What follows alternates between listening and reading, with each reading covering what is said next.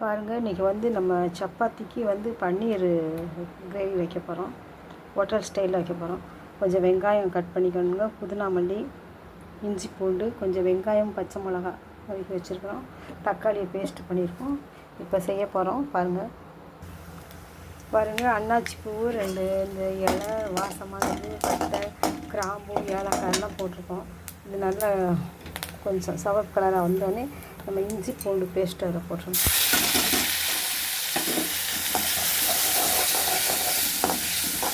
நல்லா வதக்கிடணும். பாருங்கள், அந்த இஞ்சி பூண்டு நல்லா கொஞ்சம் சிவப்பாயிடுச்சு. அதனால் அடுத்து வெங்காயம் போட்டுருக்கோம். வெங்காயம் நல்லா வதங்கிடும். உடனே நம்ம வெங்காயத்தை அரைச்சி வச்சுருக்கோம்னா வெங்காயம், பச்சை மிளகா அந்த பேஸ்ட்டை போடணும். இது போடணும். சீக்கிரம் வதங்கன்னா கொஞ்சம் உப்பு போட்டோம்னா சீக்கிரம் வதங்கிடும். கொஞ்சமாக உப்பு போட்டுக்கணும்.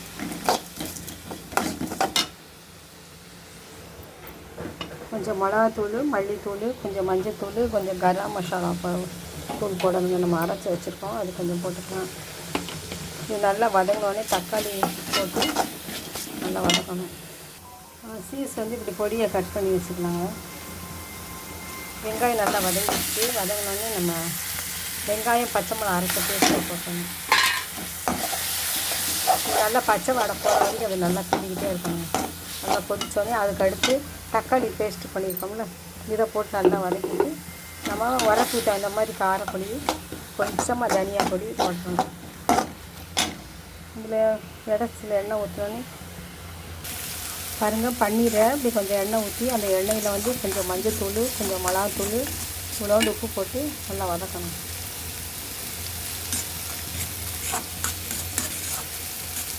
அடுப்பை சிம்மில் வச்சுக்கணும்.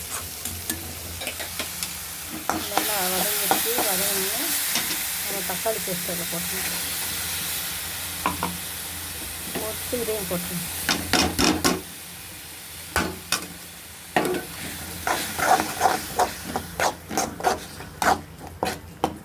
நல்லா தக்காளி அப்படியே நல்லா வதங்கினோடனே அதுக்கப்புறம் 1/2 கிளாஸ் தண்ணி ஊற்றணும்.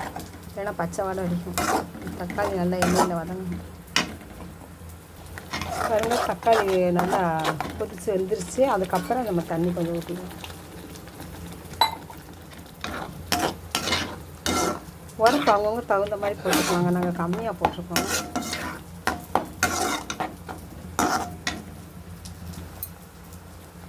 நல்லா கொதித்து கொஞ்சம் கூட்டு மாதிரி நல்லா எண்ணெயெல்லாம் பிரிஞ்சு வரையில் நம்ம இதை தூக்கி போட்டுருணுங்க. அதில் பன்னீர் கிரேவி சூப்பராக இருக்கும்.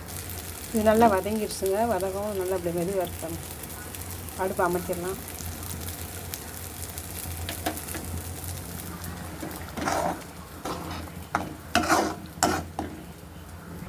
பாருங்கள், கொஞ்சமாக முந்திரி பருப்பு உடச்சி போட்டிருக்கு. இதையும் கொஞ்சம் அரைச்சி ஊற்றணும். கொஞ்சம் பேஸ்ட்டு கொலன்னு கிடைக்கும்.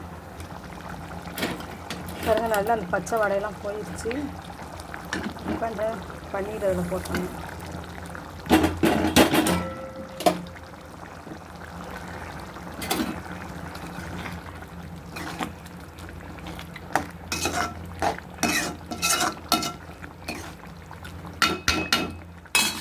பன்னீர் சப்பாத்தி பாதி பூரி பாதி போடுவாங்க.